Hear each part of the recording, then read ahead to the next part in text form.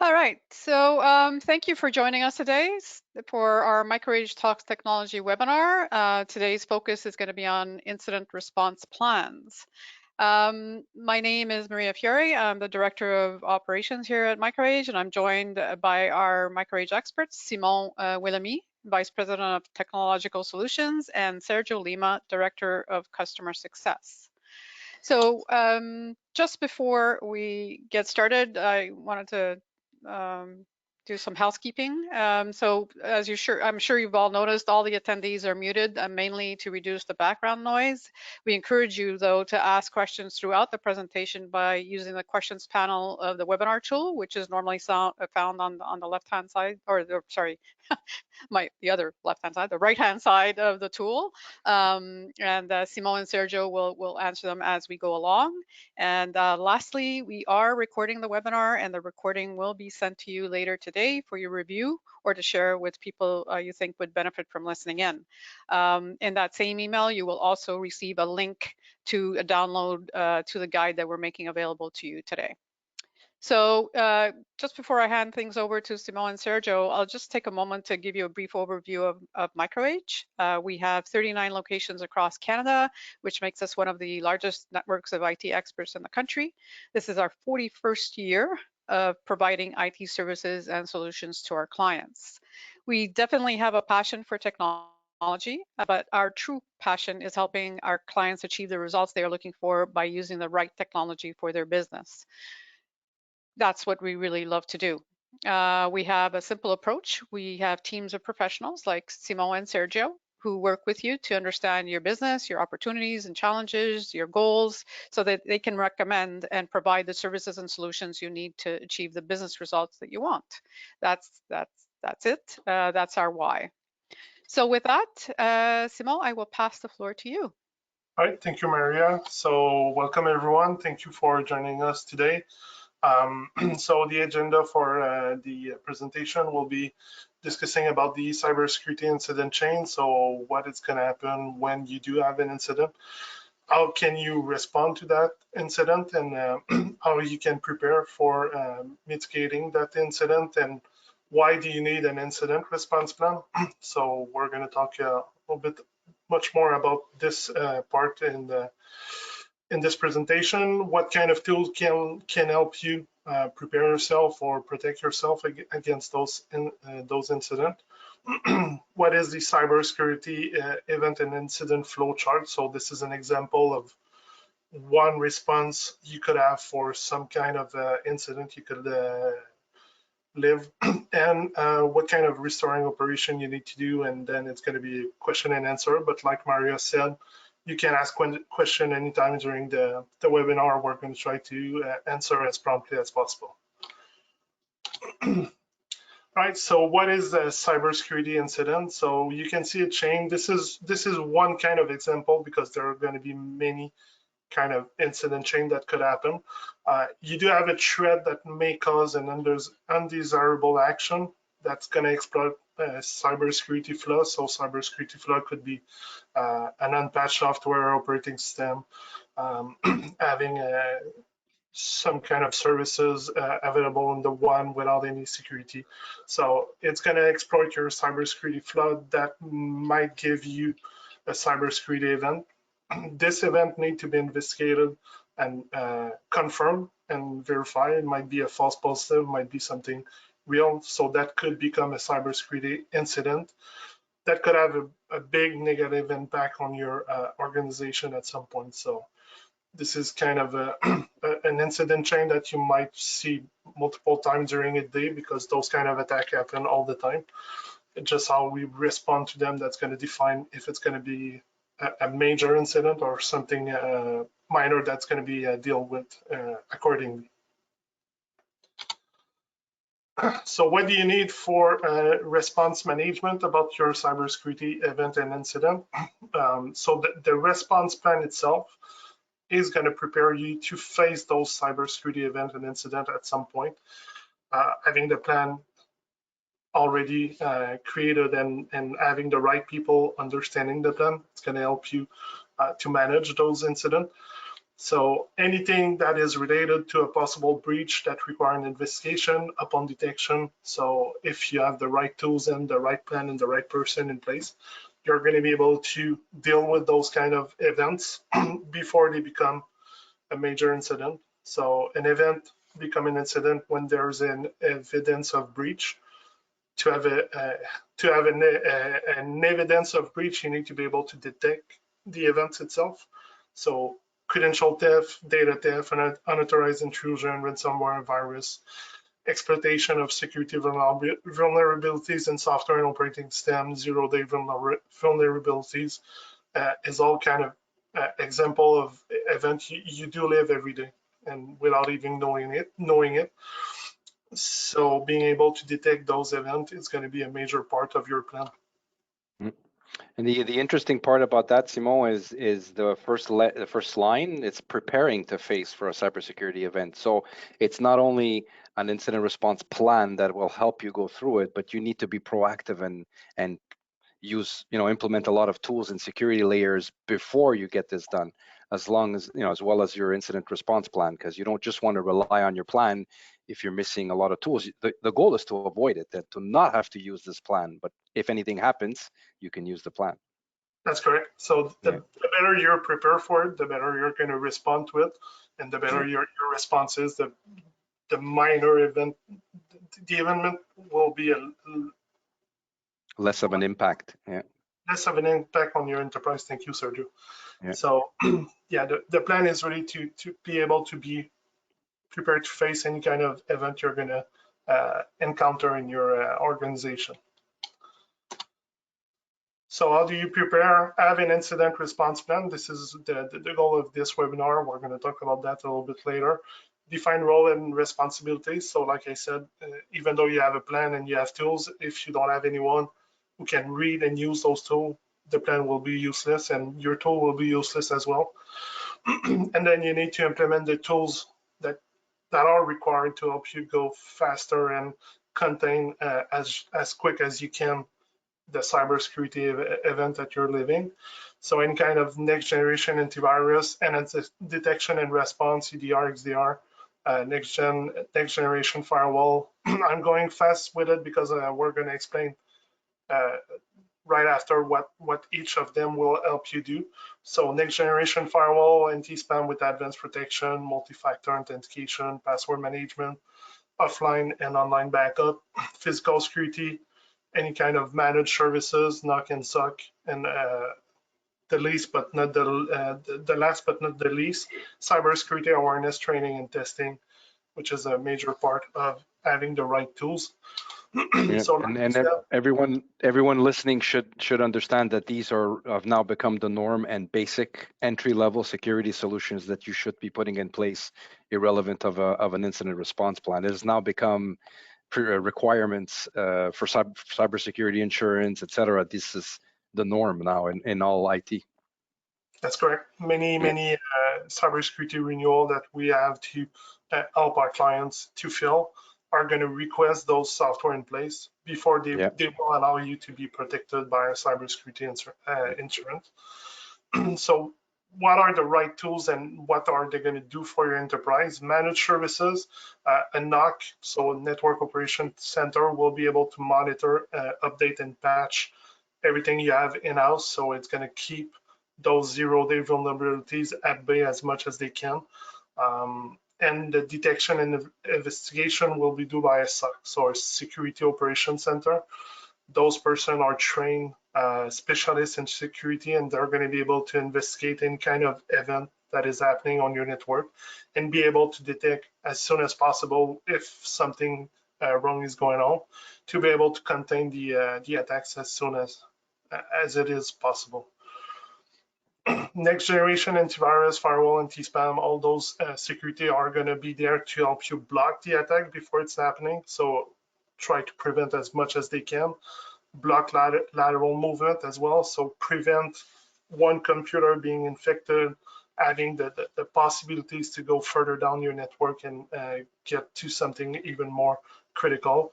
And detection and investigation again. So those tools with the XDR, ADR, are going to help you a lot with the detection and investigation.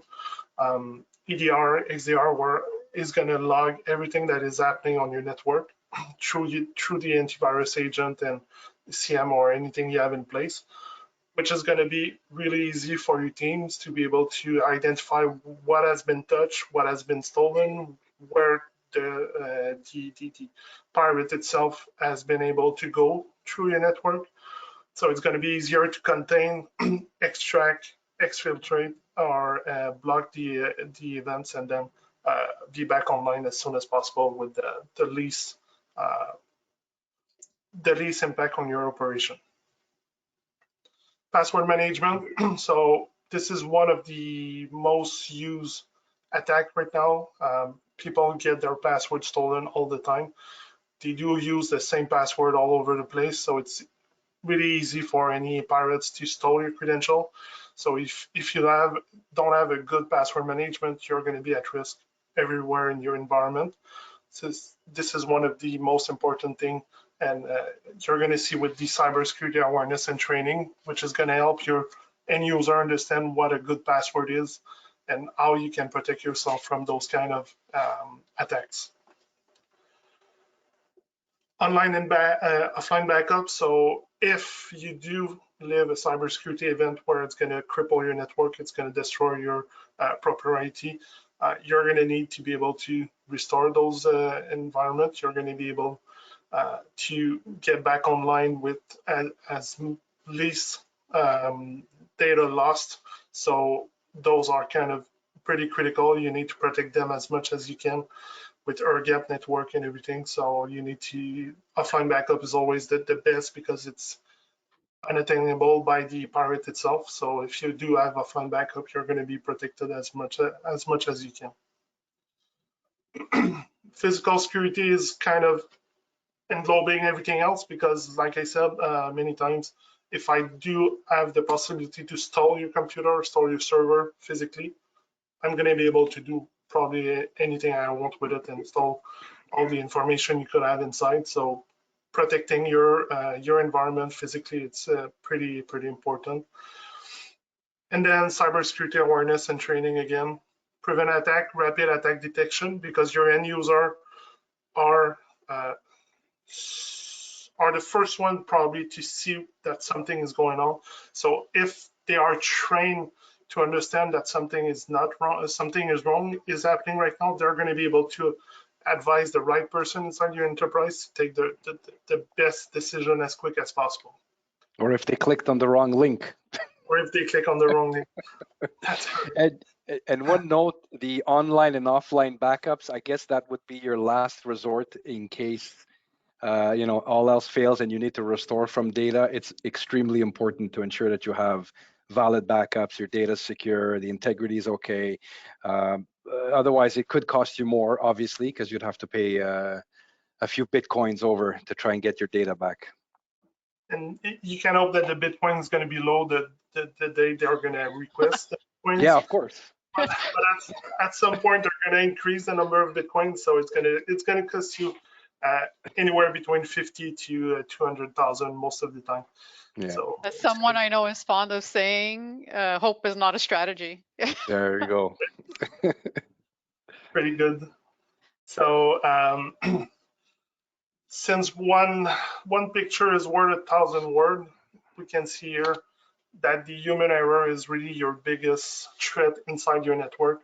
No matter what kind of protection you put in, if your people inside your business is not trained to detect or act in a secure way on the network, then you're going to be really at risk, no matter what you do else. Firewall, antivirus side, or anti-spam, no matter what kind of security you're going to put in place, the human error is mostly the number one vector of attack you have on your network. And it goes for a technician as well, because even though you do install a nice anti-spam or a nice antivirus, if your technician doesn't understand what kind of exclusion they can make and they do very wide exclusion, then your antivirus or anti-spam might be crippled by itself by someone inside because he doesn't understand what he did or what's wrong with it. So it's pretty important to have people trained into cybersecurity. I love this image, like you said, is worth a 1,000 words. Yeah. So why do you need an incident response plan? So the first reason why you should have one is the response time. If you're inside your emergency and you have a major problem going on, it's not the right time to take decision because everything is going to be at full speed. Everything is going to need to be decided right on the spot. So you might make bad decision that's going to further down the online, bring back your company online. So having everything right down into a plan, it's going to help you take the right decision at the right moment with the right person doing the right task with everything they need to understand and know to be able to bring your company back online as soon as possible, but in the right way. It's going to help you plan who is responsible for what. So in case of an emergency, again, it's not the time to try and find, okay, I think you understand what's going on with our business, so I'm going to pick you, you do that, and then I'm going to pick you and do this, and they might not even know what's going on, or they're going to have a hard time following what you need or what your business need. So it's pretty important to have the plan written down, and people having role and responsibility knowing the plan by themselves so they know beforehand what they have to do. And then the identification of critical service and operation. This is one of the part where we have the biggest problem when we come in as an expert to try and bring a computer back on computer or business back online. People always want everything back online at first and at the same time. So we ask for priorities and they're going to say, bring everything back online. All right, so that's great. So your shipping computer is back online. We have nothing to ship. The factory is not running. Yeah, you told me to bring everything back online, so I'm doing that. All right, I'll go to the factory now. So I brought back the 12 computer in your factory. Yeah, okay, but my ERP is not running, so the factory is not running. All right, so I'll go to the ERP then. Bring back the ERP. Yeah, but the ERP is not working because the Active Directory is not up and running. Okay, no problem. So I'll do the Active Directory at that moment. So having everything written down in which order you need to bring your service back and which critical operation being first, then you're going to be able to be back online as soon as possible this way. So all that goes in there with rapid and effective decision making. When it's written, when people know your plan, they're going to be able to execute it the right way and in the fastest way possible. And then effective communication. One of the biggest problem we have when we deal with a cyber threat or cyber security incident is what do we say to which people to make sure that the right information goes the right channel. You have no choice to disclose the cybersecurity event in Canada. You have to advise everyone, every company or personal person that you might have lost their private confidential information. This is something that you have to do, but you can at least work on your message and how you want it to go through to protect your reputation, the reputation of your business. We often see disgruntled employees or employees not knowing what's going on. They're going to try to and send some information on the internet, which is not going to be probably the right information, and it might affect your business very much more than the threat you're facing right now. So having a communication plan in place, knowing what you want to say to which people, and having all the person who might receive a call to anyone saying the right information is going to be a critical piece of your plan. Yeah, I mean, imagine you have a call center or you have people who take customer service calls or something like that. You want to make sure you're putting out the right message to customers who are calling in, who are now trying to figure out what, if you're down, for example, trying to figure out what's going on, right? So you want them to have the right communication and everybody saying the same thing and not one person saying one thing, another person saying another thing. It causes, like your reputation, it causes just confusion everywhere, right? So. Yeah. Well, we had a good example of that many years ago with a customer law firm where they fires were out everywhere. Crypto virus, they had to revalidate their backups. We had to turn off machines. It was such a panic for them that they they didn't have the roles, the responsibilities. Not one person was dedicated, and there was one person who made a decision. We're closing the building and turning everything off, and it took 4 days before everything would come back up. But the reality is if you would have had a plan, maybe they could have brought up some services beforehand, get some people working. 80 lawyers times 4 days of not billing hundreds of dollars per hour. That was their impact. It's a major impact on any kind of enterprise. So 4 days, it's quite good because you manage to bring it back Yes. at some point really quickly, because Yes. I've seen many cybersecurity incidents going in months before they could bring back everything online. If you have a major company like Garmin, which is quite kind of fresh in the memory of like 2 years and a half ago, it was all or almost all of their computer across the world. It's not going to be back online in 1 week. It's not going to happen.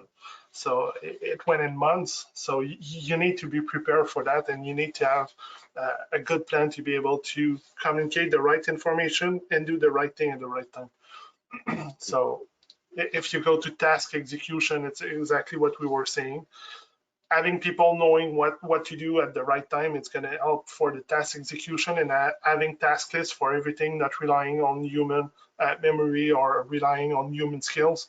Having everything written down, it's going to be easier to make sure no one is forgetting just one piece, which is could be pretty important to not have a secure return of system online at that moment, because bringing back your environment, which is the most critical part for any organization, is to be able to minimize the downtime.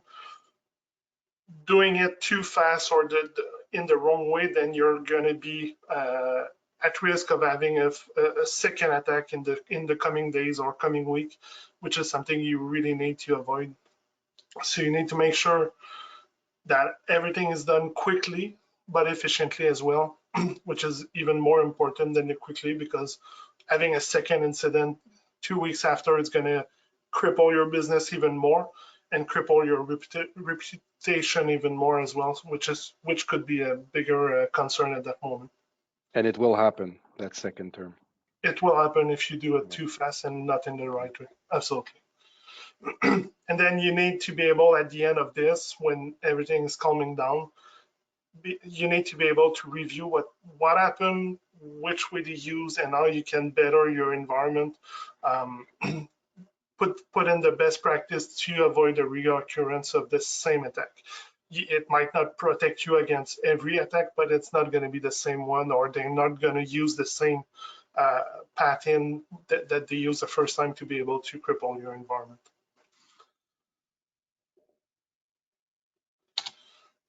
So this is kind of one flow chart that we are using at MicroAge. This is a more general one, because we're not targeting one specific organization. It's pretty small to see, I'm sorry about that, but it's large flow chart. You can see that the first two cases at the beginning is really the detection by a user or detection by tools, which are the most important piece. Is that the fastest you can detect that something is wrong, the fastest you can contain the attacks and minimize the impact on your organization. So those two critical pieces need to happen as soon as possible to be able to prevent a major incident from happening. And then you need to go through any kind of tasks that you see over there. It's going to be different for some business. It's like I said, it's really a general one that we are using internally to help our clients. If you have your own, then it's going to be much more precise to what your business needs are, and then it's going to be easier to help you get back online. And about getting back online, so again, like we said, prioritizing your critical service and department within the organization is going to be one of the, this is when we have a major incident. You understand, if you only have one user getting their password hacked, you won't need to go through all this restoring operation phase. But still, if you have a major incident, this is something that you're going to have to be able to put in place in the right way at the right moment. Even one user getting their password hacked, you need to be able to block that user and keep it blocked up until the time you have reset all their password everywhere in your environment to make sure that it's not going to be used at some point later on. So you have that one user which not going to be able to work while you reset all their password, but still you need to be able to prioritize your critical service, but it needs to be done beforehand, like we said, because in case of an emergency, it's not the right moment to be able to calm yourself down and be able to really reflect on what you need to do. You need to proceed everything you do in a secure fashion to avoid reoccurrence of the incident, like we said. So you need to be able to define what's been affected, which part of the network is considered an odd zone where we cannot do anything. We need to create a cold zone. We need to be able to move a clean computer or reinstall computer into a different zone, which is going to be really separate from the one where there probably an active virus going on again. So you need to be able to do everything in during the restoring of your operation correctly to prevent some kind of reoccurrence. You need to implement best practice, like we said. So even though you bring back everything online in 3 hours, everyone is clapping their hand, we're back online, that's good. 5 High hours later, five. you go down again. So you need to avoid that at all costs because it's going to be really harder to get back a second time online. You're going to have all the user being frustrated about that. Client will be kind of worrying what's going on. They had a problem this morning. They were back on this afternoon. It's fine. Oh, okay, I'm calling and it's closed again. Something's wrong is going on. So you need to be worry about that, and you need to make sure that you do prevent a hasty return, trying to say, oh, okay, we're back online and things good. We don't need to change anything because it was only a bad luck the first time. So. So you need to be careful about this, putting the wrong pressure on your employee or technician doing probably something that they shouldn't do in the first place, and do it the right way. And that's the whole point of an incident response plan, right? It's written down. There are, details about who does what, where, when, why, and you've identified your criticals, so you're putting them back online so people can start, working and doing what they need to do. But at the same time, if you do it, if you're doing it just, any which way, you can be missing things. There You could will. be, it could have a really negative impact, right? So.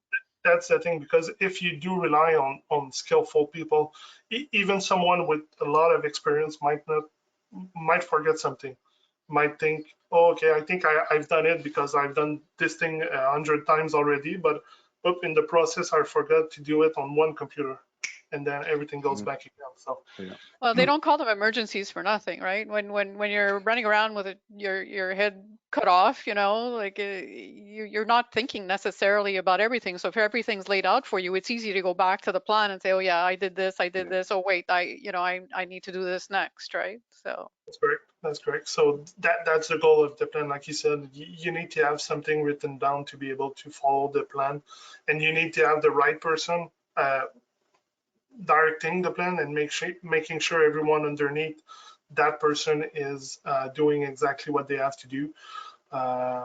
Because without someone understanding what's going on and taking decision about new information coming in, because in those kind of cybersecurity incident, you might have a bunch of information coming at once, and it's going to keep evolving because it might evolve inside your network at that moment. So you need to have someone being able to control that information, understand what's going on, and take the right decision to contain, bring back, and direct the people underneath doing the task themselves. And then the final investigation, like I said, investigation will go during all the cybersecurity incident, but at the end, you need to be able to do a final one, understand everything that happened, what went good, what went bad, which part of the network they use to attack us, how we manage to block them, and what we can get a better understanding of the environment and the incident itself to be able to prevent a second attack again by the same kind of virus or same kind of phishing attack, or no matter what vector they're going to use to try and get inside your network. Yeah. And identifying your critical services along with hot and cold zones will allow you to come back online fairly quickly with some services at least, and not have to spend, all of your systems down and everybody is impacted. That's correct. Mm. Right. So I don't know if you have question coming in, Maria, or. Yeah, there was a question actually from Joseph. He was asking, would you recommend testing a plan? It's mandatory to test your plan as much as you can. It's hard to test everything because you can have so many different cybersecurity incidents, but you need to be able to test some part of your plan to make sure that the people who will be executing the plan understand what they have to do. So And then this is something. as a follow-up, Joseph asked too, do you ever you test the plan and then do you ever review or change it based on the testing, or? All the time. Our plan is evolving each and every time we do help a new client. We're going to reflect on what we did, what we could do in a better way or fastest way, or no matter what, we're going to reflect on everything and try to get the information to the people working for MicroAge.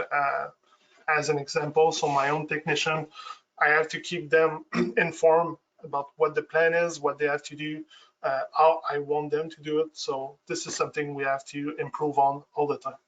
Yeah, it's similar to a DR plan, right? You have to be testing that on a regular basis. And that was one of the questions we had in the French version of our webinar. Is a DR plan the same as an incident response plan? Right? It's not the same like you've seen in the presentation. It's gonna go in and end with your incident response plan, but you might not need a DR plan each and every time you have an incident going on, because you can have an incident which is a phishing attack, which is a spear phishing, which is going to your end user, and then you just need to work on your anti-spam to be able to block that kind of event going on. You're not going to have to use your DR plan for that. But if it goes to crippling down your network and encrypting your server, or doing a ransomware, or doing a virus itself, and then you're going to have to bring your DR plan, and then you're going to have to execute it at that moment to be able to get back online. And I guess too, I mean, and maybe because we live in IT, so the world changes really, really quickly. A customer's environment can change, and there could be new tools or new applications or new users or new something. So I guess it's a good idea to make sure that the plan still includes whatever the changes are, right? This is something that should be evolving with your business and your needs all the time. The same thing as the DR plan, because you might spawn up a new factory and then you just forget about this factory, and there's critical piece of equipment at that factory that you need to bring back at some point, but no one thought about adding the factory itself in the DR plan, and then it's going to go, so we forgot about that. And so those kind of plans need to evolve all the time with your business, for sure. And we've seen where, customer changes a firewall or something and leaves the other firewall, even though it's deactivated, it's still there. And, so you have to take that into account, right? So if you get external help and you have a bunch of old equipment in, and then you have the new equipment in, everything is connected, but you have some which are closed down, but everything is connected. The person coming in to help you will say, well, okay, what firewall do I need to bring back on? Then it's really complicated. So doing a good cleanup of your environment, removing decommission devices is something quite important to make sure that the person coming in to help you will do the right thing as well. We had another question just come in from Richard. What would be the best response time upon identifying a security incident? Hard one, I think. Would be 0, which is not possible. Honestly, the fastest you can detect something's going on, it's going to be the best way. So we do manage password incident all the time. As soon as we know that something is going on, by example, we're going to get a ticket about some emails coming out of the end user mailbox itself. We're going to validate it's not spoofing attack, because spoofing is not coming from the mailbox itself. So as soon as we're making sure it's not a spoof attack, we see that the password of the end user has been compromised. We're going to block the end user from logging in for every system that they have access to. We're going to reset all their password. We're going to make sure we do activate MFA if they don't have it, which is probably why they've been hacked at first. And when everything of those tasks have been done, we're going to give back the end user access to his login and his environment. So if we don't do that as soon as possible, the malicious actor, the bad actor, will be able to send a lot of phishing inside your business without any anti-spam scanning the email itself. So you might have a bigger event going on because people will receive an email from someone they work with every day, and they're going to click on the link. They're going to put in their username and password, not understanding that it's something wrong going on. So as soon as you can, and having all the tools helping you prevent that is going to be the best course of action. And those bad actors are not like picking up the phone and calling one by one here. They have the tools to, sort of send it out to all their bad actor friends, and say, hey, I got something for you, and sell it, right? If you're really a target company, you might have phone phishing as well. So you need to prepare for that.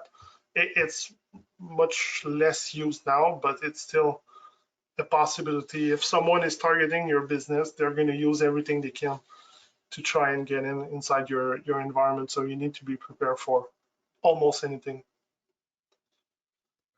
Excellent. Hopefully, Richard, that gave you some idea, but yeah, it's kind of like it depends. It's always as fast as you can, for sure.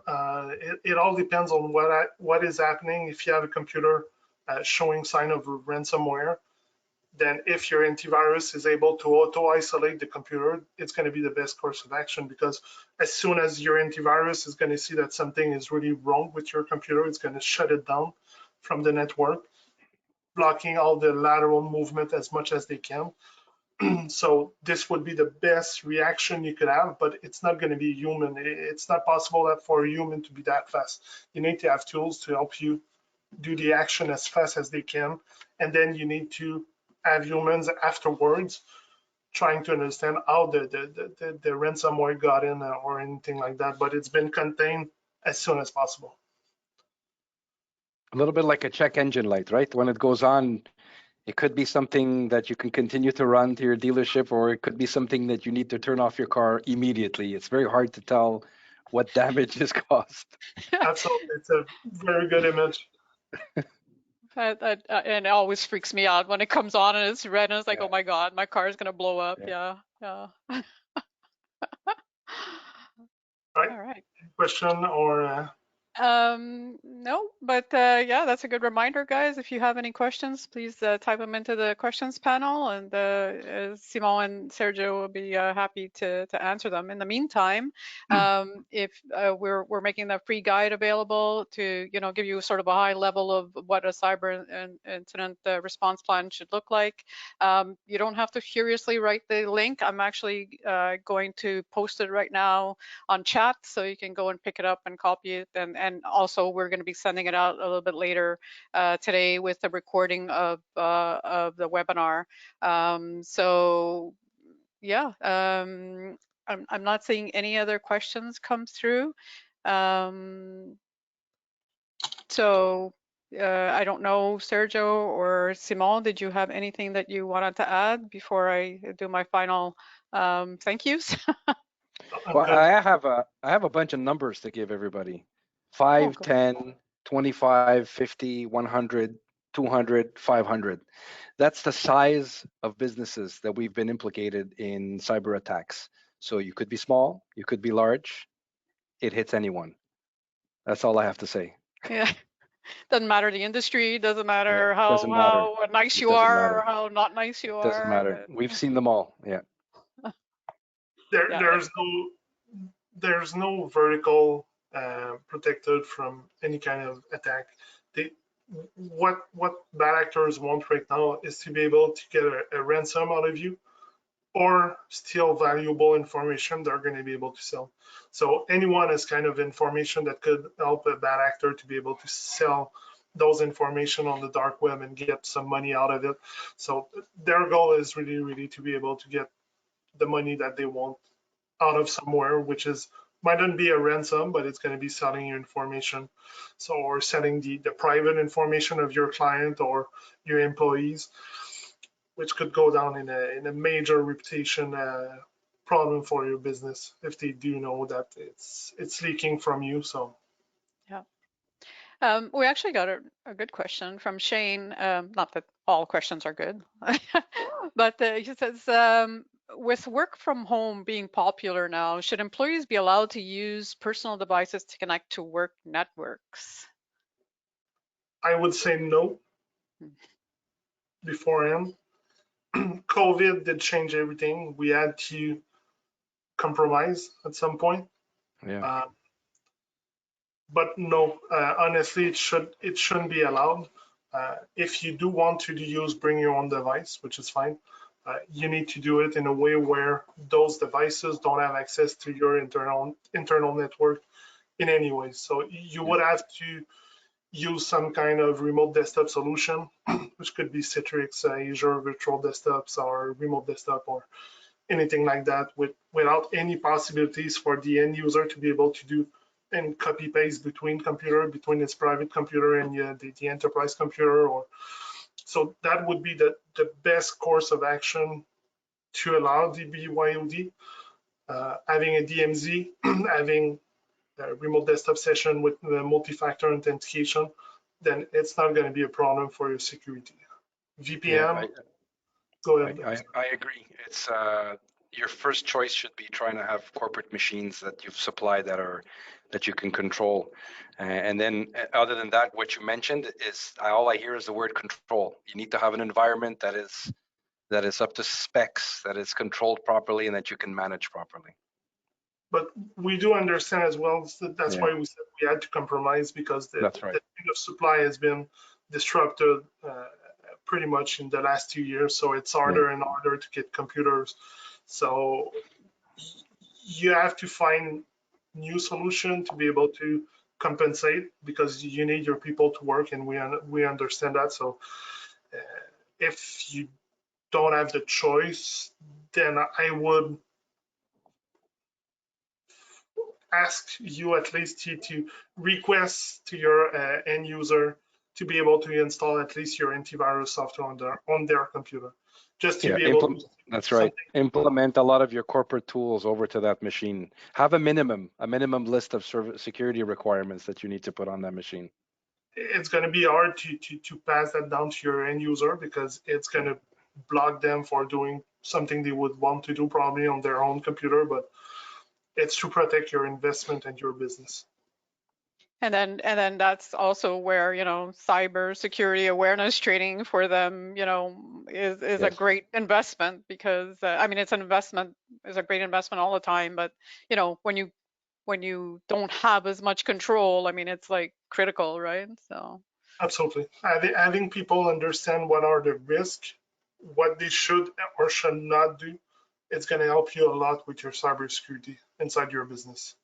Yeah, the 2 extra minutes to actually look at whatever it is that you're clicking on, right? So.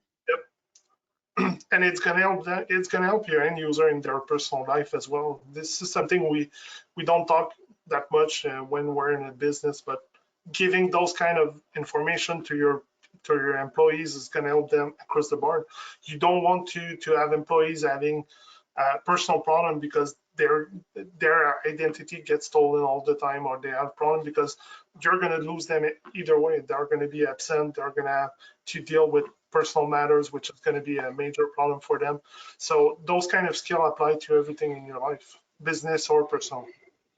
That's true. That's absolutely true. All right. Well, I'm not seeing any other questions coming through. So first of all, Simon, thank you. I know that you're coming down with something. So thank you for holding out and doing this for us. And Sergio, thank you very much as usual. Insightful stuff. We encourage you all as well to download the guide. And if you have any questions, reach out to your local MicroAge so that they can help you. Also, just we do hope to see you for our next MicroAge Talks Technology on June 16th. We have a special guest presenter who is an expert in cybersecurity insurance, talking about being prepared. And we know that cybersecurity insurance is an important part of any good cybersecurity strategy, but it can be difficult to understand and navigate, especially with all the changes going on. So we invited an expert in the matter to shed some light on that subject. So hopefully you can join us. Once again, thank you all for being with us. Simon and Sergio, thank you so much for a great presentation. And with that, I will wish everyone a great rest of the day. Thank you. Thank you. Have a great day, everyone. Thank you. Bye-bye.